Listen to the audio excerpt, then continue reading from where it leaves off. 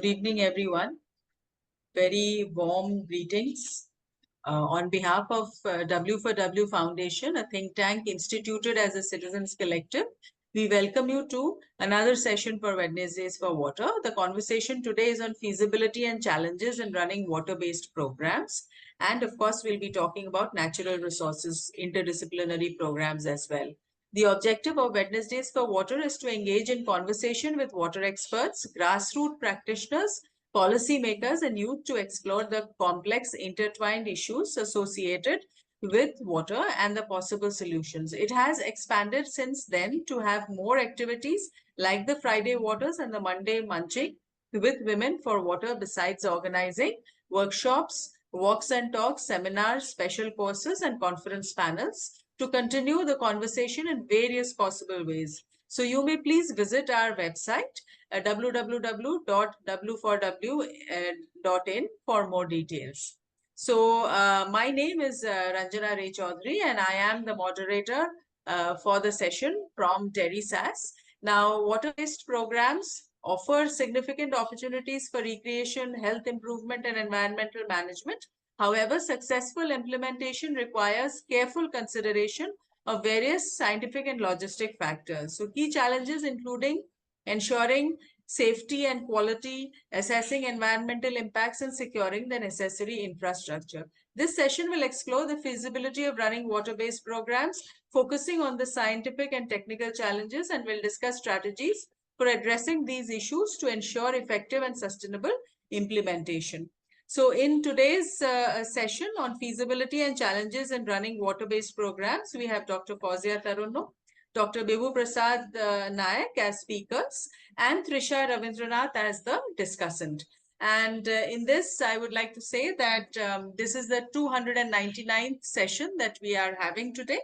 And we have two very, dedicated experts. So I would like to introduce them briefly, both of them.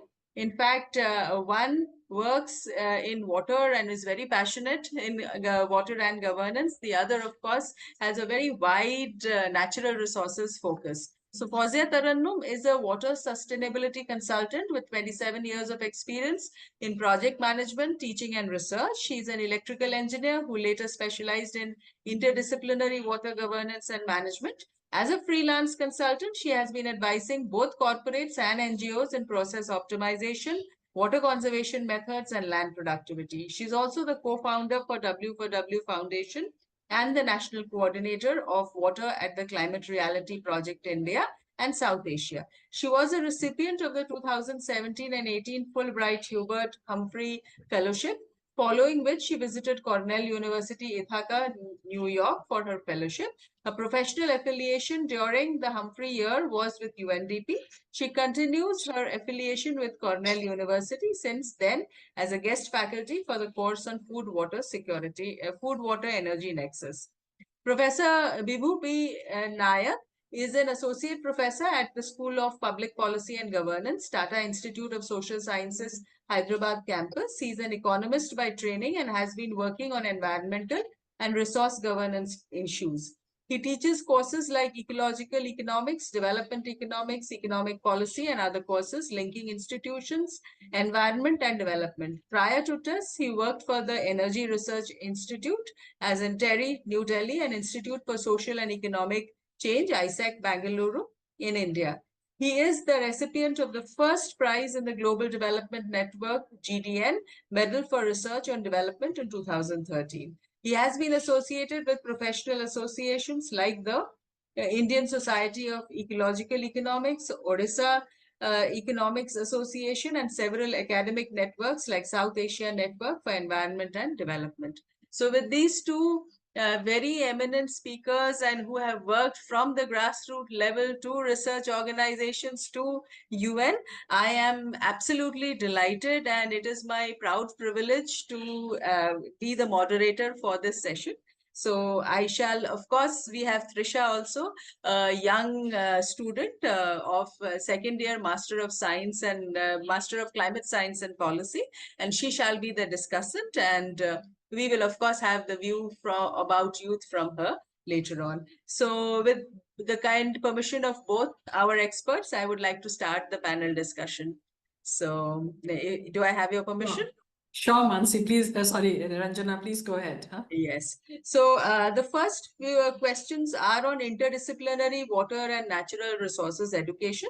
So regarding the curriculum design, Fawzia, this question is for you. Water education often intersects with various disciplines like engineering, social sciences, economics, and governance. What challenges do you face in designing an interdisciplinary water program that integrates these perspectives effectively? What do you think of this? Fawzia, you'll have to unmute yourself. Sorry, just give me a minute. Just give me a minute. I have two people waiting in the waiting room. I'll just admit them as well. Yeah. Thank you, Ranjana, for that question. And I think very important question, being part of, once I was part of Terry School of Advanced Studies, and also being part of the process of curriculum design, and how difficult it was for us to really bring together different disciplines into one. So just giving a little context to this, that in 2014, when Terry School of Advanced Studies decided to institute the water department, we received a funding from Coca-Cola Foundation Atlanta to set up the department. But it was a big challenge as to decide what to teach there. And I think that was the time we got some supporting fund from World Bank, where we actually had a curriculum design workshop for 4 days, wherein we invited people from across disciplines, across industry, from the government bodies, and even we had a few international representation from Bhutan, from Bangladesh, from I think even from Netherlands, we had some people, because we thought they were quite good in designing an interdisciplinary program. So the problem is that even today, if we look at water, it is still viewed, not water exactly, but water, of course, is part of civil engineering, but education system as a whole, I think it's highly compartmentalized. So you have engineering, where hardcore infrastructure development is taught, and then you have social sciences, where you have community engagement that is there. And of late, I have seen programs on policy and governance, given that we have all started to acknowledge that there is a failure in either in our policy or in operationalization of our policy through proper governance structure or proper institutional mechanism. And hence, we feel that there are programs which are there, which actually focus on that as well. But here at Terry, we wanted a program that focused on everything. And while we wanted that, okay, if somebody is interested in wastewater treatment, that person gets some kind of specialization in that, but also some kind of breadth of learning across disciplines. And hence we started teaching them gender and governance and law and economics and various other subjects. Now, the problem that I think is also there, that the market as such isn't ready for such interdisciplinary programs. And hence, while we are bringing together experts to design that, also these programs, even when we bring together experts, we divide them into disciplines when we are designing the curriculum. So a social scientist thinks from that perspective and designs their section, whereas, an economist thinks from his or her perspective and designs that section. And then the engineering people sit together and work. So the silos still remain when we are looking at putting together interdisciplinary program. Also the time constraint, because I know in Terry how difficult it used to be, that how can we really manage credits so that students are not overburdened, and at the same time they get exposure to the interdisciplinarity that we are talking about. And that was again a very, very big challenge, where students often felt stressed out. And the last point here, I would say, also with regard to design and teaching as well, that we don't really have interdisciplinary expertise also. So somewhere we have a need to go for faculty development also, who actually knows how to teach in an interdisciplinary framework, and not really in a particular stream like science or social science or engineering. So that's, I think, some of the challenges with respect to curriculum design that comes in. Thank you, Fawzia. So yes, curriculum design is something that has been challenging. We saw that. So this question is for you, Professor Vibhu. This is on the balance between theory and practice. So whenever we want to design a curriculum, there's always a challenge. How much theory and how much practice? So how do you strike a balance between theoretical learning and practical real-world application in natural sciences, natural resources related courses? Because their natural resources cannot be pure theory. So your thoughts on that, please. Yes, thank you. So, like, I mean, just drawing on from what Dr. Fawzia was talking now. So the programs are not just interdisciplinary, but the students also come from diverse discipline backgrounds. So that makes it quite challenging even to uh, like, I mean, provide some kind of theoretical background. So the way we plan our syllabus, we do have some courses which are foundation courses. Then we also spend some time in building some kind of perspectives, right? Which like to orient them, like I mean, around the philosophical or intellectual agenda of the program that we have. So and it has always been challenging because a typical classroom of mine will have 10 students from engineering, like half of them having some experience already in like I mean this computer kind of IT kind of job.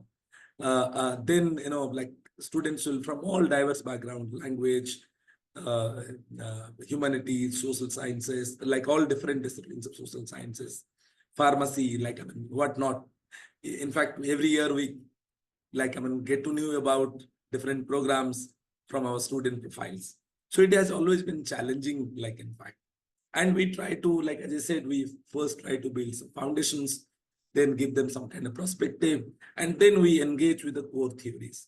And along with these classroom related teaching, what we call this as experiential learning, EL, that which is integral part of all our programs here, where we try to give students significant exposure to the field. And like for the program that I coordinate, like I mean, I'm part of your natural resources and governance. We offer that in collaboration with Foundation for Ecological Security. So for us, in fact, like it's a huge privilege because FES helps us in managing these ELs. Otherwise, it's often very difficult logistically, like to manage such long field works. So students are taken to the field. They, in most cases, wherever it is possible, will find host households in the village, and students are located there for like a week, 10 days, or like I mean, or like more, depending on this. And we do like have this, like I mean, at least once in every semester. And sometimes, apart from these block experiential learning, we do take them to the field in the weekends, and also make them interact with diverse stakeholders, so that they get a feeling of like I mean how these theoretical ideas that we are discussing that works. And also many of us have very definite ideas about, like I mean, something that we, when it comes to natural resources, that also includes water, we have very certain ways of looking at things. So like I mean, the kind of feedback that we often get from our students, that many of these experiential learnings are also unlearnings, or where they question their stereotypes or the kind of understanding that they often have from the textbooks, or the way they imagine different natural resources, like from the textbooks or from the theories. So it is very important for such interdisciplinary programs to have also a, like I mean, a field-based learning component out there. And that is how we try to balance the theoretical learning with real-world applications of natural resources. And like I mean, along with these experiential learnings that we have, block as well as like I mean the intermediate ones, we also have a, like we call it capstone project, like where entire fourth semester students spend we do experiential learning with FES, where students are located, goes to different parts of the country, mostly FES sites. Then we have like internship where like more institutional immersion program. Then we have capstone project. Entire 4 semester students are usually work with an organization. It's more like an industry experience, and that the gain being located there. I think that's something which we think like helps us to maintain this balance. Thank you.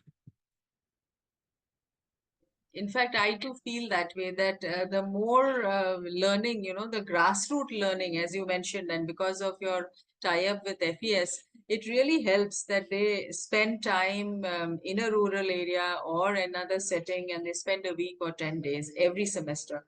That I think it really adds value. And we at Terry SAS also try doing that for the water program. So you were talking about industry as well. So the next few questions are on industry and the societal relevance. So Fawzia, the first one is to you. So alignment with the industry needs, if we talk about. So do you feel that the current water programs align with the industry requirement? And is that what is a challenge?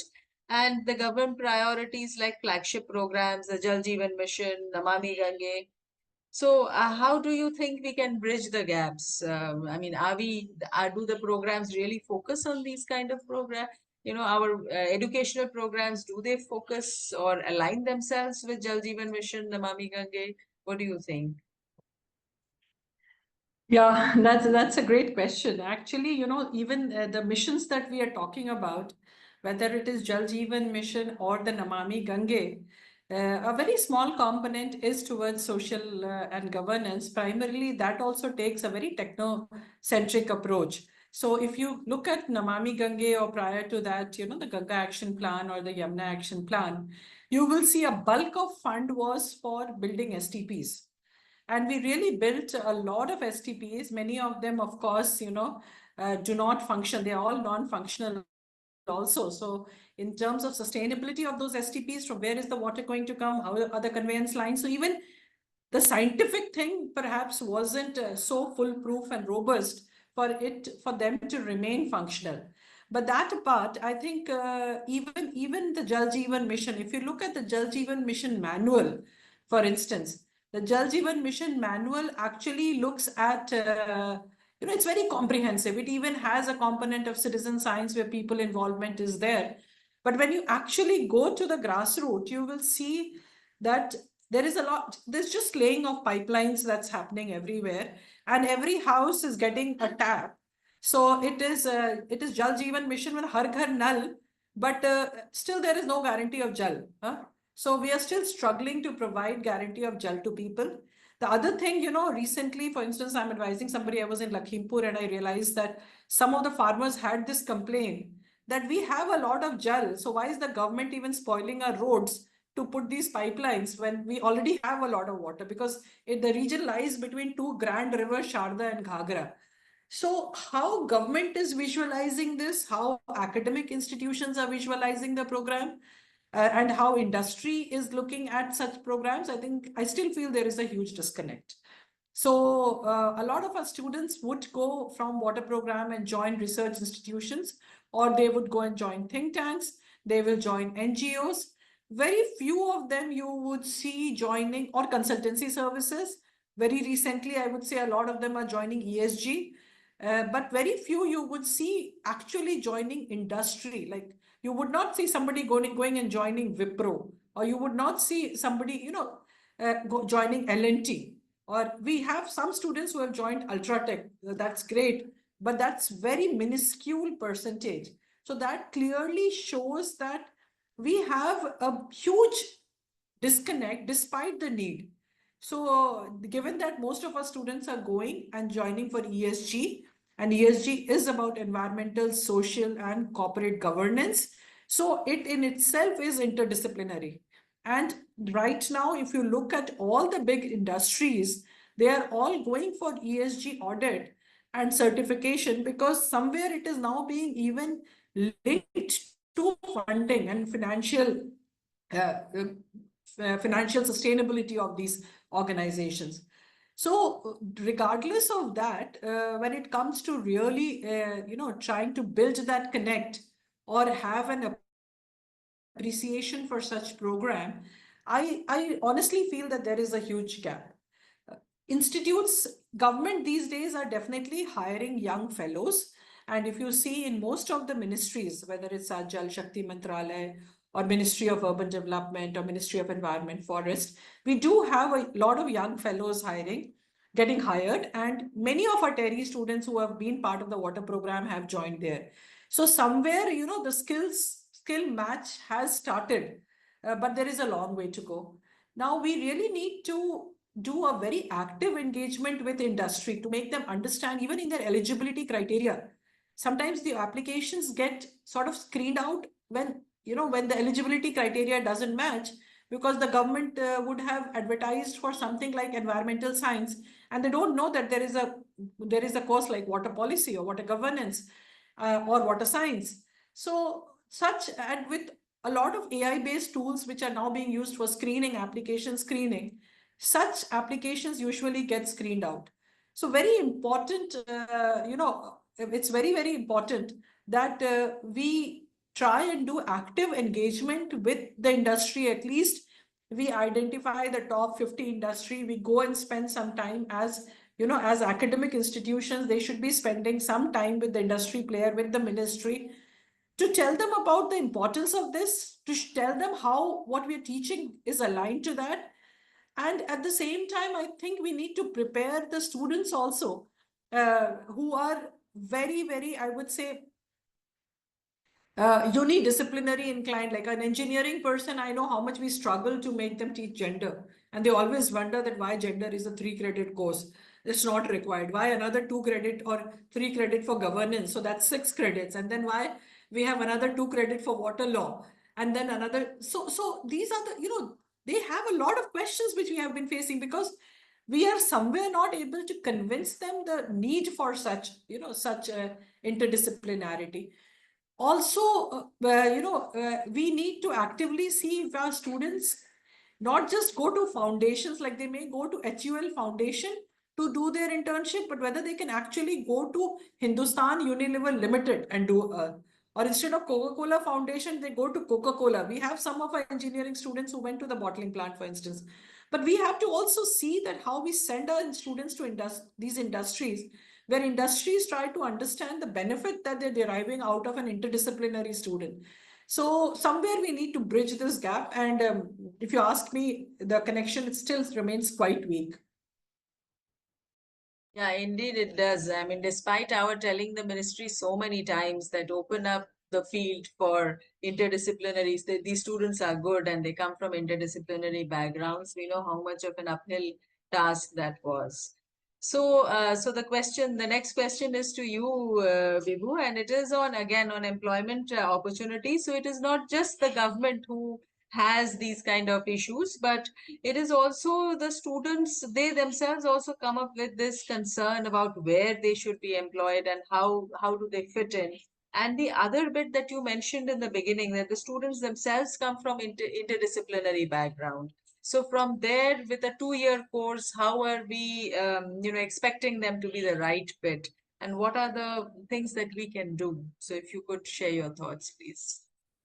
Yes, I think this employability of the graduates coming from the program is a very important consideration for this, and that remains a challenge.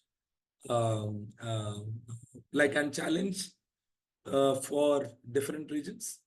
One, of course, the way the industry looks at us, looks at these graduates, like what kind of technical skills that have and what kind of requirement do they have for this. The way, like for instance, many industry works is these environmental issues are very peripheral, right? Part of the CSR often handled by HR department, right? Who often find I'm not saying that they're not good enough to do this, but in terms of appreciating the kind of skill sets that we often bring into the course, for the kind of, and like for as a teacher, for instance, I always feel that if any of my student graduating from natural resource governance program is not getting into the sector, I consider that as a loss for me, right? So like putting so much of time and effort, and also I communicate this to students that, like if you are getting into these election like what they call it, election aids, they offer lots of like good money or any other kinds of consultancies that doesn't really require the kind of uh, skills that we impart, the kind of perspectives that we bring into is natural resources, water, or any environment related programs. So that concern has always been there. So, but like we do get some recruiters who come with very specific requirements of recruiting from students having these skills, but they're still a very small segment. I don't really have any solution how to do this, but probably, and we as teachers have our own limitations in terms of understanding, what industry needs, and also talking to them. Often we talk, but we have very different languages, so there is hardly any common ground to do this. But and also in general, the other, like my understanding of how often recruiters think. They think that the kind of work that they have probably can be performed even by uh, uh, professionals who have not studied these specific things. They can study and get the things done. Right. For instance, I like few days ago I was talking to a senior manager of a ESC farm, and like he was saying that he has many people, many of his professionals who have learned ESC after working after joining the company. They come from all different kind of disciplines out there. Though he was also showing me profiles of students from this. So often, the recruitments are also are because the students are from this specific universities, like this area or that kind of thing, not from this specific program. That's something which I think is certainly not a good news for us people who are managing the programs. So employability is key, or like employment opportunities from that specific course specific employment opportunities are key to make the programs attractive for the students to value the skills that we're imparting, right? But though we have succeeded in do that with the students, but I think we probably as a community need to work with industry, with the potential recruiters to appreciate the interdisciplinarity or the skill sets that we bring into the program and how that would be useful for this. That's something probably will create more opportunities there. I don't really have any solutions out there, but I think there is a problem out there that we need to engage with. In fact, to be more engagements, should we engage more with the industry, more workshops, all those kinds of things we definitely need to think of. But when we talk in terms of water crisis, when we talk in terms of forest fires, then we see a lot of interest. And but yet the student enrollment in the courses is also in these specialized programs is also a cause of concern. So, any thoughts on that? How do we make these programs more attractive for students? And then I agree that we'll need, we need a time span of 4 or 5 years, but how do we sustain in that time? Yes. I think somehow, the way, because I have been interacting with uh, aspirants also for quite some time, students, there is always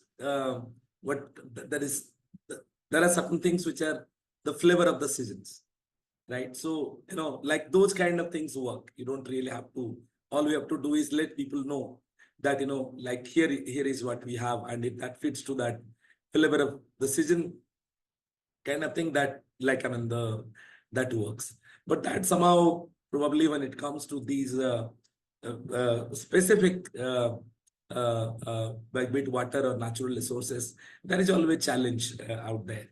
Though we do get students who are quite dedicated, who don't really apply any other programs, they apply for only the sustainability, like, or it is a broad word, like, or environmental related programs. But in general, there is a challenge there. The demand, like, I mean, somehow we are not able to make it to that flavor of the season category. Like, for instance, like the times that we are in now, so public policy programs are a flavor of the season, right? Like, I mean, students at any day prefer, or the number of applications that we receive for public policy programs are much higher than natural resources or water, mountain, sustainable mountain, or like, I mean, climate similar programs. So, like, I think uh, uh, of course we need to work for this, and also the way, like a typical, often there are different kinds of students, students coming from the urban areas, those who have much better understanding of the career opportunities on different sectors. Their choices have, the choice dynamics for them is very different than the students coming from the rural areas. Like, I mean, I'm differentiating here because students coming from the rural areas have some career trajectories in their mind, right? So, on some of the child-like questions that often students ask, sir, is there any net, right? UGC net in this specific program? Then, like, we know that like nothing of that sort exists. Like, or can I pursue a PhD in this specific program? So, like, I mean, the way people often see this as a, like, I mean, from disciplinary, the way they see any other disciplinary subjects. So that's a challenge. So, like, I mean, the way we handle this is we organize multiple open house sessions before the admissions, and, share students our experiences. Like, and of course, like, I mean, I don't know if that's good or bad. People often ask questions regarding the employability, the packages, the organizations that they're going. It's very difficult to fit the programs to everything, but these are all expectations. How do we also strike a balance between, like, I mean, all these expectations, like, I mean, offering a program driven by the intellectual agenda that we have, make it employable, make it also, like, I mean, make it, bring it to that salary package, of certain specific package. These days, often students have very specific location preferences where they want to work, right? Like, I mean, so it is very difficult, but I think this is what the challenge is, and we have to keep trying. We have to keep talking to uh, uh, to the aspect, like, I mean, people who would like to pursue. I mean, so far we see, like, this, like, as we talk to the aspirants more, things are they're much more clear. And though we don't, like, I mean, promise them any jobs or any packages, but we do tell them that, this is the kind of career trajectory that these programs can provide you. This is the challenge that the society faces. So that's I mean, though challenges remain, we need to navigate like with and operate with these challenges. Thank you. Yes, it remains a challenge. So, Fawzia, I have never seen anyone, being so talented in raising awareness as you. I have worked very closely with you, and I've seen how you have, spent time, designed programs to raise awareness on making the program more appealing, making workshops more appealing. So, what do you think in this context? What are the challenges that are becoming more critical in the context of climate change and sustainable development? Where should we place these programs that start treating these programs as normal? I mean, these are the real programs that should be running, and we shouldn't be facing so many questions. Yeah, I think a good question. I know how we went about, first time when we were promoting the water program, we in 2014, We literally went to each and every college and we started speaking to them about the program. So that was college to college level awareness we did. But I think before that, we need to understand that what do students want? What is their need, and on the other side, what's the need of the market? Both at both levels we need to understand. So what does a student need? A student needs a stable career, and for that stable career they are not willing to go for unconventional courses. They are still choosing courses which are more traditional, as Bibhu was talking about UGC net or PhD, but I would also say engineering and MBA and medicine and law, CA. Still, you will see, and I think Bibhu brought a very good point about rural and urban, also about first generation learners. Because I always talk to, when I talk about environment, I say that learning environment is, or even understanding about environment is about, it's a higher order need. It's a higher order need when people are satisfied by their basic needs, like they have at least basic food, clothing, shelter. Then only somebody can decide to think of something that seems, what can I say, very, very like it's almost like a dream. Huh? So we are trying to make them transition them from a place where they are to a place which they are not able to visualize that what options will they have after that. Huh? That's the first thing. So that's why somebody who is a first generation learner will always have an apprehension. But there are a lot of students who are brave, well informed, and they do come. I'm sure Tis gets it, Terry gets it as well. So we do get students who are quite well informed and come first generation, second generation learners who come and do programs with us. With regard to, again, so I come back to that, so the question that you said about raising awareness. So this now has to become integral to the school curriculum. So when career choices are being told to students in the school, it naturally should appear to them that these are very key important career choices, because if there is no water, if there are no forests, if there is no fresh air, then probably the industries won't exist, or your engineering and medicine and everything. You need to really have, these are, if we look at the sustainable development goals and the wedding, this thing of the, they have a wedding cake kind of a thing. So these are the bottom, the bottommost of that, which talks about the land, water, forest, ecology. These are at the bottom level. They are the foundation of the rest of the things, whether it is economic activities or whether it is growth, or whether we are talking about whatever, clean energy, everything. Perhaps this grounding has to be there. So school, I think the first thing is, Terry started a program, School University Network program, where we started not only bringing students to our school, we also started reaching out to them. We did a EU Switch Asia program very clearly. I remember that, mini bliss for schools, where we went to 30 government schools across Delhi and Hyderabad, and we spoke about these things extensively.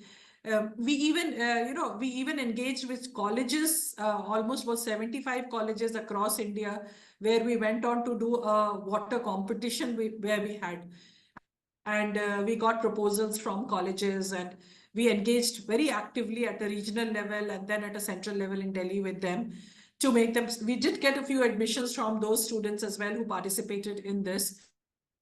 So I think we need to raise awareness at all the levels, but it all boils down to, when we talk to them, what are the career options we are offering them. So parallelly, I think we need to also engage with industry. We need to engage with government. We need to engage with NGOs as to what they want, or what are their key requirements. And if they feel still that, if their approach still remains engineering, which I see changing that perception, because water especially has become now a boardroom subject rather than just being a CSR activity. So we need to engage with them also to understand that what are the basically requirements that they have with respect to water. And once we have understood that, we then have to market our course to them and say that, okay, we are running a program like this, or we are designing a program that takes care of all your needs and more. And a student coming out of this can actually be more useful to you than if you are looking at somebody who is a monodisciplinary person. There has to be some time investment. And I think W4W Foundation, for instance, through their very active engagement for the last 3 years, 3.5 years. So today is the 299th session, has been actively involved in this as to how this interdisciplinarity can be actually percolated within the system and within the society. And what Mansi often refers to is that making water everybody's business. And I think a lot of effort is going into it to really make water everybody's business. Abroad, I see a lot of people understanding it much better. So that is somewhere very important, that ultimately the student who is enrolling to a program should be sure in his or her mind that what are the career options available? Are those career options at par with the traditional career options, or are they better? Very few students you would find. I know I had a student, like we had one student in our first batch. I still remember his name, Praveen. And he had a brilliant job at that point in time in 2014 for 40K per month in one of the best water treatment facility that was their industry. And he declined that job because it was there that, ma'am, I have studied this course. I want to go and work in Dhan Foundation.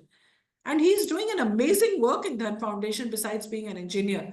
So we do have a lot of examples like this, where now students who have undergone the course want to work in an interdisciplinary environment.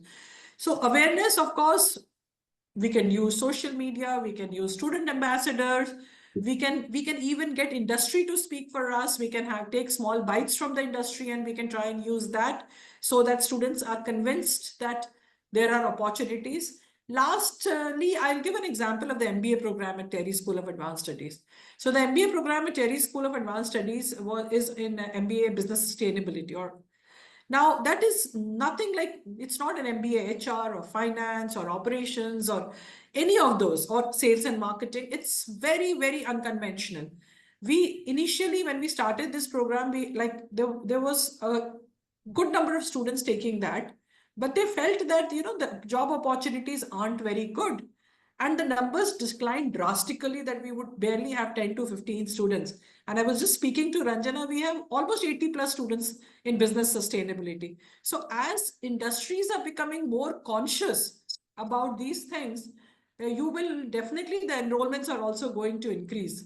So I think awareness at all levels we have to do, not just with the students who are our direct customers, but we have to also do with who are the end users of these students, and with them as well. That is truly what we have to look at. And thank you for mentioning the MBA program that has started doing well. So, regarding institutional support, Professor Bibhu, this is for you. So, what kind of institutional challenges do we face in terms of funding, support, and resources when we go to them for developing and sustaining interdisciplinary water education, or natural, or any other interdisciplinary education program? How do we convince our own institutions that these are the need of the hour? Yes, it is a challenge. See, we are lucky if we are located in an organization where the intellectual agenda of the organization aligns with this. So I somehow feel quite lucky to be part of the organization that I am in. So in terms of like the institutional support to develop, manage such programs, it is always there. But like, I mean, if I see it from the larger, like the kind of challenges that like a typical university setup will think about, public funded ones, they have their own rigidities in terms of the curriculum. Very recently, one of my friend was suggesting that when he is like, I mean, developed a curriculum um, and submitted for the academic council approval in his university, he was asked to suggest a textbook. And he said that, how do I get a textbook for something like this? He said, then he was very clearly told And like, I mean, I won't take the name of the institution, like very reputed national important institutions. But they say that no, like you have to suggest the textbooks, right? You have to suggest a textbook for this, or else it is very difficult. So there are rigidities there, like because often, I mean, it's not that there is any biasness against this, but because the academic administrators often see the way they like everything, the way they manage things, like they're all like, I mean, have grown, they're all experts. They think that, you know, the way they manage things, like probably was good.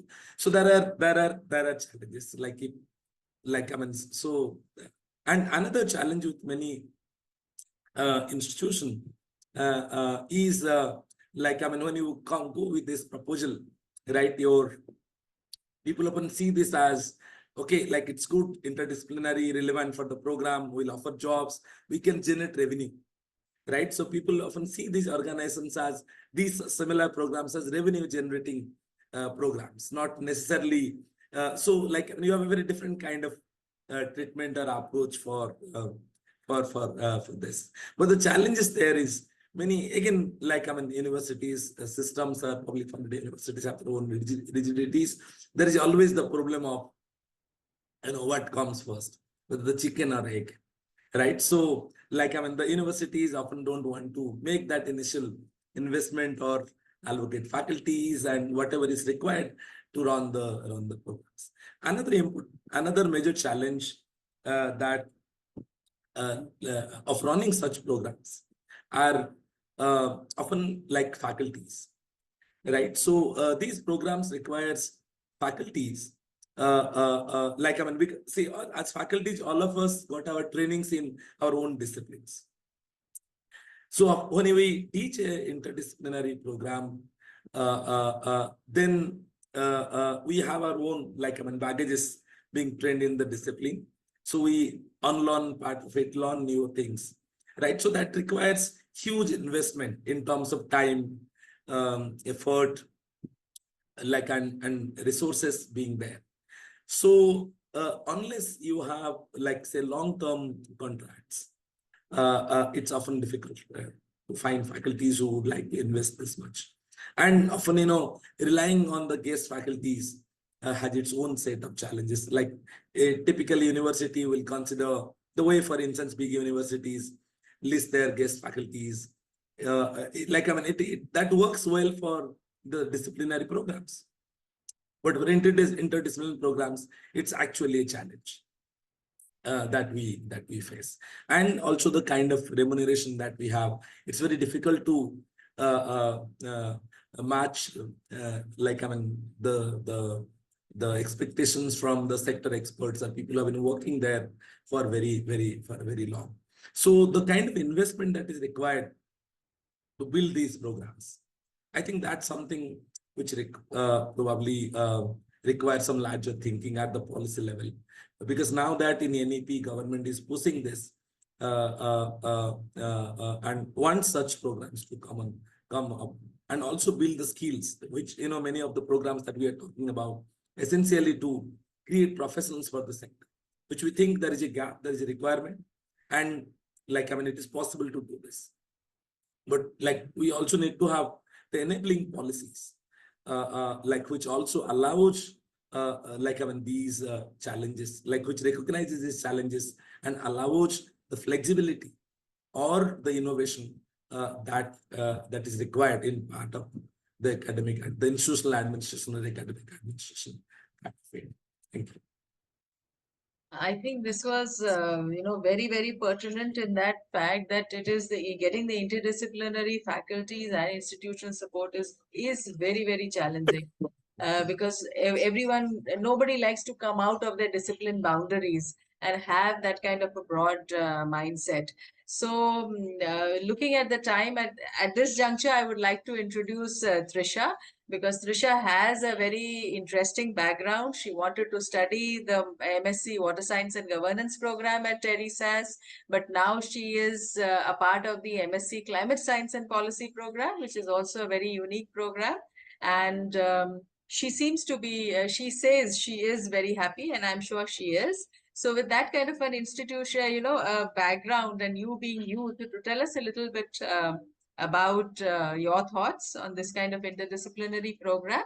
And then maybe the questions on innovative approaches and solutions you could ask the two experts. Yes, over to you, Trisha. Hi, thank you so much, ma'am. Good evening, everyone. Like Ranjana ma'am said, I did want to study the water science and governance program at TERI last year, but it didn't happen. So I took up climate science and policy.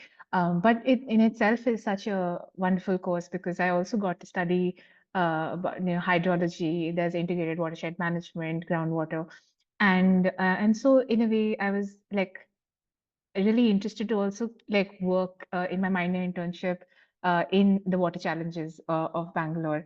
But before I even wanted to come, like we were all talking about traditional courses, and I myself went to study engineering, but it was not aligned with what I wanted to study further, and so I was very happy to find myself at TERI, studying what I really wanted to study, and I really feel that if people are to take environmental issues as their personal concern and to really harmonize their efforts, for the common future, then education is vital. So to really empower themselves to study the challenges of the future and these issues, the youth, in fact, are really, really interested in understanding about water conservation and management in particular, and these have emerged as central concerns. So for the youth to want to work to address issues like water scarcity, pollution, and the impacts of climate change on global water resources, only education can provide, be the driving force for such a renewal of awareness. And talking about innovative approaches and solutions, Dr. Fawzia, my question is to you. How can we use digital platforms and hybrid learning models to make water education more accessible and attractive to students across the country, especially in remote areas?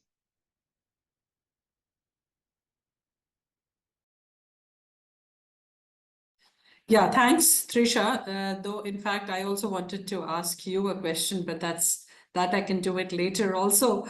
Uh, yeah, Mansi also just put something in the chat, also a question where she said that how during these online kind of online conversations that are happening or online education available, how do you really visualize or how do you see such programs influencing? So definitely, I think I'll try and combine and answer both of them. Mansi, just for your information, that we started our the Wednesdays for Water in 2021, and the number of enrollments in TERI has declined in the water program. So Yes. you are now acting as a competition, huh? So that is important to know. Thank you. jokes apart, yeah. No, yes. Jokes But apart, we but have that to is, see, yeah. yeah. But that's something that of course the decline was not really because of that, but the decline is still that people feel water is just one aspect of it and not really see that water as a whole program, or somewhere we have failed to really promote it, that in isolation in itself it's such a big field, and there is so much of opportunity out there. So I had a chance, for instance, to go to IHE Delft Institute for Water Education and look at and undergo a water program, though I still found those disciplinary boundaries there as well. But maybe some other day I can discuss, and I'll come to Trisha on her question in terms of using digital platform and a hybrid program. I think COVID has made it sort of uh, made it possible that programs can be offered in a hybrid environment, though we always felt that in person there are certain things that needs to be seen, felt in person, and cannot be done in a hybrid mode. But we still have students from those batches who were part of these programs, which were offered completely online for 2 years, and they are still doing quite well because as and when possible we gave them time for exposure. uh, Definitely, the hybrid models will help us. I would not say water can be taught completely online. Some of the theoretical aspects, we can do it through movies, we can do it through case studies, but water has to, and no remote sensing. Let me also bring in, a lot of people talk about, I have studied remote sensing myself. No remote sensing can be a true representative of the ground. It can just give you an overview or a bird's eye view of what's happening on ground. But you need to definitely go to the ground to understand what are the exact challenges. We will definitely over a period of time see the education system changing, a lot of learning happening through online resources. Many of us join, if we want to upskill ourselves in certain aspects, we do that.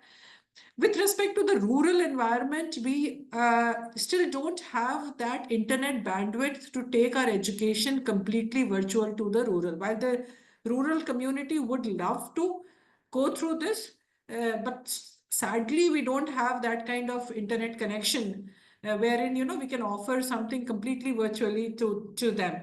But the need is definitely there because most of our ponds, most of our water consumption in agriculture, it's happening out there. Most of our traditional water bodies which have dried up or which have gone into disuse, they're also happening out there. So if we can really build capacities there, then NGOs can collaborate with them and we can actually give job opportunities to people in villages and they don't have to migrate to cities for such job opportunities.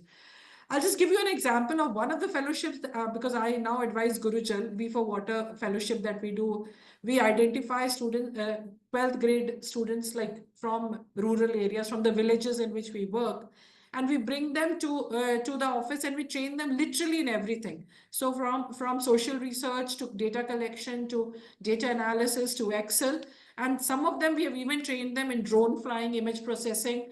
And they have really become very useful assets for us. Three of them are working as supervisors with us in our projects for pond rejuvenation, completely from rural community. But we didn't really use the digital space much to provide them learning. So for the urban people, yes, if I want to upskill myself, if I want to do a short duration course, if somebody from the government wants to join and we are very particular that no, this is an in-person program, you cannot join. If those are the flexibility that we start providing, then I'm sure there will be more people who would like to enroll for executive learning program through online platform. And we have to look at, water if we really want that education to reach out to a larger community, we need to definitely bring in the hybrid model. And this classroom model alone is not going to work. Yeah, over to you, Trisha. Thank you so much. My next question is to Dr. Vibhu. Can you please share examples of how students are engaged in practical projects or collaborations with communities, industries, or government bodies to really tackle real-world challenges? Yeah, thank you. This is something which is very close to my heart. So apart from the regular every year, like run-of-the-mill kind of assignments, projects, intensive, experiential learning report, field action, and whatever they do. I would like to share like an experience of some of our student community engagement last year. I mean, the batch which got graduated last year. So, we created some kind of, we initiated some activities around the community engagement for the waste management, waste disposal. So, students have started a plugging club. They called it tea pluggers, where they go around the communities on the weekends or on early mornings or on like around some festival dates. And while they pick all those trash from around, they also community also engages. The first, they're curious to know what students are doing. They come ask, and then they also join, and they also bring the childrens and other things. So that's something which they were doing around the communities. And along with this, they also created many innovative programs. One of the two programs which I still remember, they go to the tourist places in Hyderabad. They call it chalk up shame. They found a trash, they circle it, right? So, and they don't pick it, they leave it there, they circle it. And they found that other people do notice and pick it. And often people become very careful of not disposing or looking for a bin to dispose this. Another interesting initiative, these are the things which they have did and they have done. That's why I'm just sharing it here. they come up with a campaign called Peek Before You Click. Again, around the tourist places, a group of students will, like when people are clicking pictures, they will go to them, say that, I could see some trash in your frame, right? Why? Like, I mean, then they pick them, and it's also creating awareness around of the people. They often clean those and also request those people to pick those trash, or change. Like, I mean, the response of the people often was to move around so that the trash is not visible instead of picking those. That's why they often pick those. So I think these young people, when they're left to deal with the societal problems, they're much more innovative than, like, I mean, people like us. That's what my observation is. I mean, these are not ideas that we taught in the classroom. These are not ideas that we like ever talked about influencing we might have talked about behavior and all this, but how to do this. And like, I mean, like one of our student, like whose video was very, in fact, gone viral. He dressed up as a Kuda, the trash man, or I'm forgetting the Kuda person or something, Kuda man or something like this, where he will wearing all the plastic bottles, all the, like, I mean, bags, go around. Then when people run after him and tell that, this is what, like, I mean, so like students have done, like, as I said, when they're left to their own imagination, they're left to this, like, the only thing that is required for in our part is to give them platforms, give them opportunities to do this. So, like, I hope that, similar initiatives are also, like, will be come, like, I mean, from all the batches as they engage with different kinds of issues. I think some of us who, like, the current batch, we have a student who writes wonderful poems, write with, like, I mean, not poems, songs rather, right? Like, and he sings those with school children, with farmers, with those things in the local languages, and he brings all different elements of, like, components of environment, the complex interaction that happens between nature and society and coach. So these, like, I mean, I think students, let their, like, if you provide them opportunities, they're much more creative in, like, I mean, in terms of thinking how to engage the community. Thank you. Well, thank you so much, Dr. Vibhu. It's so inspiring to hear about all the creative solutions to these problems trailblazed by the students. Next, we're talking about future trends in interdisciplinary education fields. Dr. Vibhu, again, my question is to you. What emerging areas in environment and water education, like, climate change, artificial intelligence, or nature-based solutions, do you see as critical for future curriculum development? Yes, something that we again, and this came from these this idea came from the students, where they have, like, we are ready to formalize that. They call it Climate Action Lab, like, because we talked about importance of localized climate action.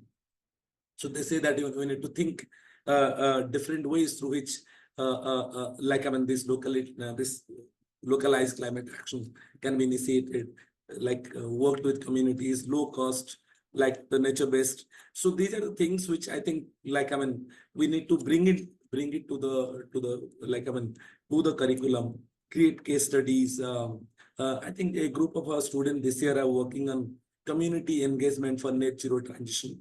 And they've just started working on that, and they were like, I mean, sharing, I was through one of the presentations, how there are very few cases or case studies. I think, this is, like, community engagement is nothing new, right? But, like, so we, like, I mean, as researchers, practitioners, probably have a role in terms of bringing that to the curriculum. And also maybe, like, I mean, as Mansi they suggested, we need to write about it, put this together, so that, that gap which is there, the gap around how do we convert what we teach in the theories, how do we convert them into the action in the ground, right? It could be with the communities, it could be with business, it could be with any other stakeholders where some action is required and some action matters. So I think, like, how do we breach this? How do we make our curriculum solution focused, right? Is something probably we need to think about this. I've not thought about this, but I think these are the challenges. I think like that will make the curriculum interesting. That will also make the curriculum much more socially relevant. Thank you so much. Dr. Fawzia, my last question is to you. How does India's water education compare with global programs in terms of addressing interdisciplinary issues and preparing graduates for future water challenges?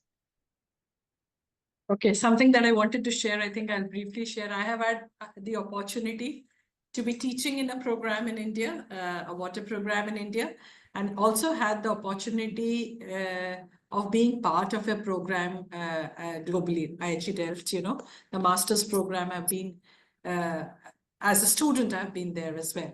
So let me quickly say that, we try to really create very discrete boundaries between theory and practice. So when the classes, we do take some case studies, we have started transforming the way we teach, but it still is more lecture oriented, more exam oriented.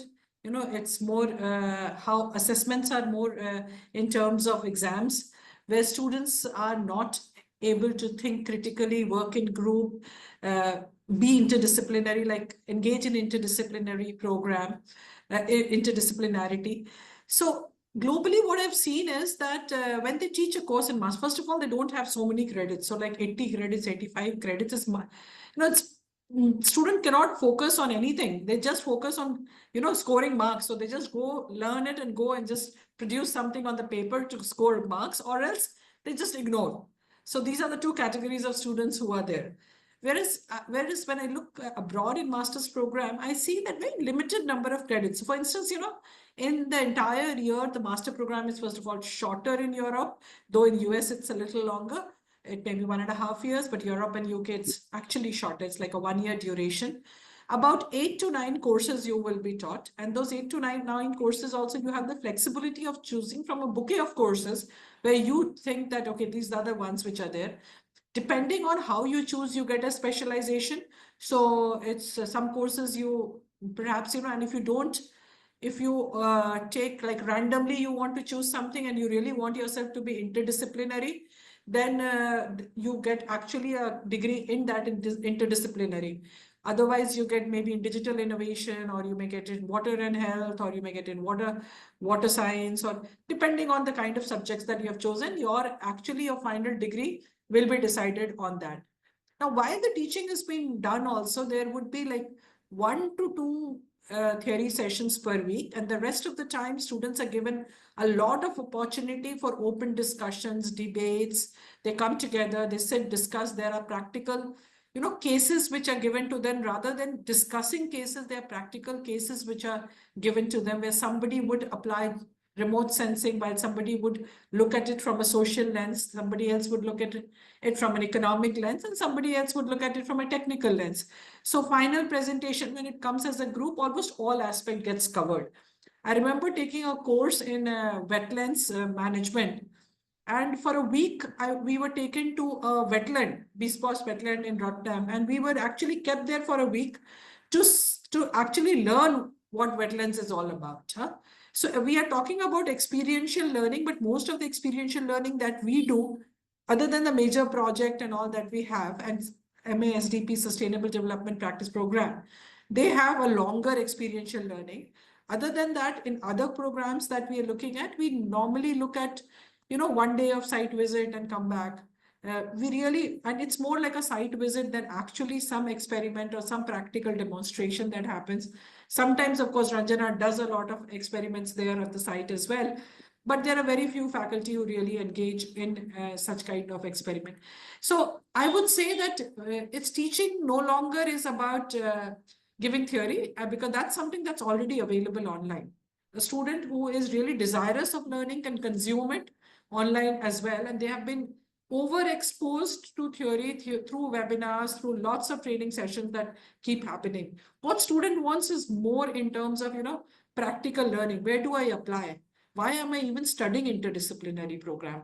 How does it benefit to me if I'm going to make a bridge, or if I'm going to make a dam? We know that in the past there's so much of displacement that has happened because of dam. There has been so much of ecosystem destruction because of construction of dam. How much of agriculture lands have got affected because of construction of dam? But that wasn't the lens by which we were viewing it. Now here, I always see that when I go like in a global education, when somebody is teaching interdisciplinary program, it is in true sense interdisciplinary. Otherwise, they will not claim that it is interdisciplinary. And I would say it's literally like 70-30 focus. So 30% is theory, but 70% through different ways, it's practical learning that happens. And that becomes, that really makes a student hit the ground running. A lot of them, that's why find employment immediately because they're already exposed phenomenally. And that challenge remains. Thank you. Thank you so much, Dr. Fawzia and Dr. Bibhu. Over to you, Ranjana ma'am. So I am absolutely delighted to be having three, founders and co-founder Bibhu. Also, I didn't know this, Bibhu, that you are also a co-founder of W4W. So foundation. So all three of you, you've done tremendous, good for the society, for the industry, for raising awareness. So, frankly speaking, I'm absolutely delighted to have this kind of a discussion for an hour. I know it is more than 6:15 now. Lots of thoughts that I'm carrying, especially the textbook as an academician, that appeals to me a lot. The youth, what they think of a career like this, and of course, the interdisciplinarity that Fawzia is talking about. We are continuously debating on these things. So, over to you, Mansi, for your last words. Thank you. We are already at 6:15.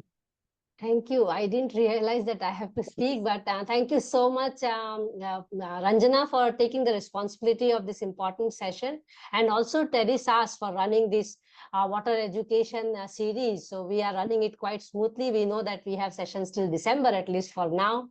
So we are going to go great with the water education series with Terry Sass.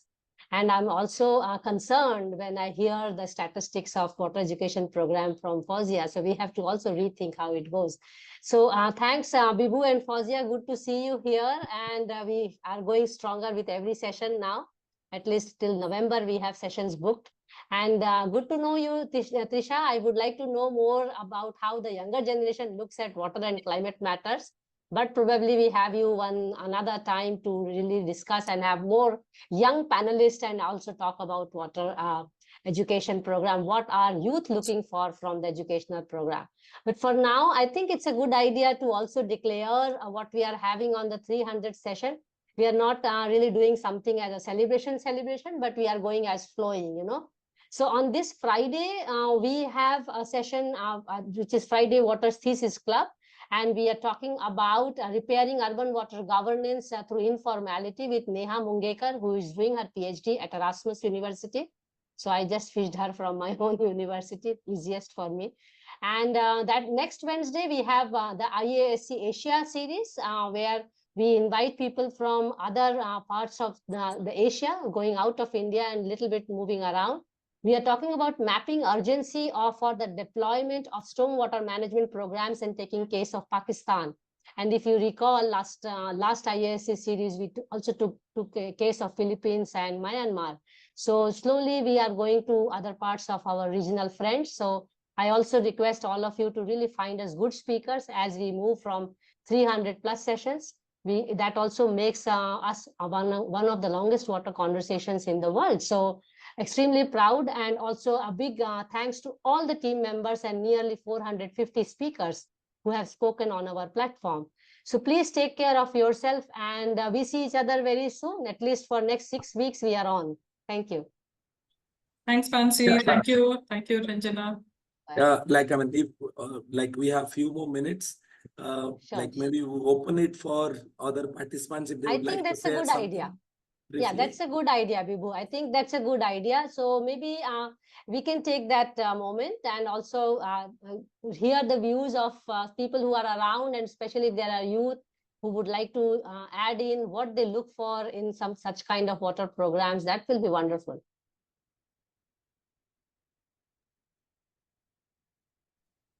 Anyone who would like to share their thoughts, comments, or questions for any of the speaker or even moderator for that matter, and also youth? Okay, We are not hearing from anyone. You may raise your hand or simply unmute yourself and speak. And I see quite a good number of, for me, strangers and now known people. But I am not seeing many people whom I know from previous sessions. So that's a good sign. And also, we invite you to join other sessions as well. Rishika, please go ahead. Please unmute yourself and go ahead. Thanks, Bibhu, for reminding the interactive part Yes, of the session. Go ahead. yes, this session was very insightful, and I'm happy to have been able to attend it today and listen to all the work that's going on with regard to education, for understanding what is water as a whole in a holistic way, and about what I would look for in a program to do with water would be to, when we learn about the availability of water, scarcity, stress, we look at numbers and figures and try to make sense of what it all means, and we try to connect it to our own experiences of facing water shortages, or at least seeing glimpses of it as we go by on the roads. But to really provide a sense of agency in finding solutions, seeing solutions that work, and actually understand from the beginning to end how one can actually work through those solutions. I think because sometimes it can feel very hopeless, looking at the numbers, looking at situations. So for a program to do with water, um, to provide hope in a very practical, real way, where the students are empowered to really take on their own journeys, I think that's what I would look for. And listening to everything that was said today, I feel very hopeful. And yeah, I think that's about it. Thank you. Thank you. That's a good comment on the session today. Is there anyone who would like to add or comment or question for related to water education? Maybe hand it over to Ranjana again to you.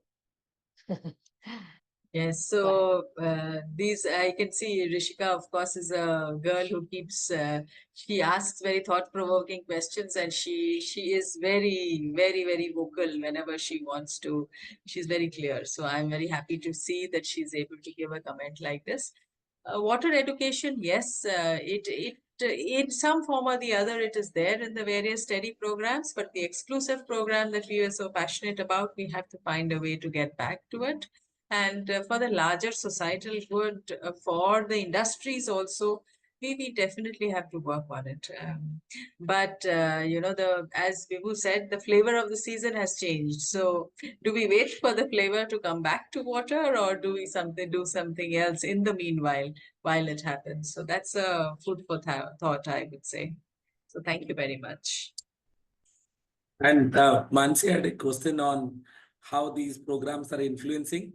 We are hopeful that these programs will someday bring water or make water the flavor of the season, even for That was intended. students who would like to pursue the masters.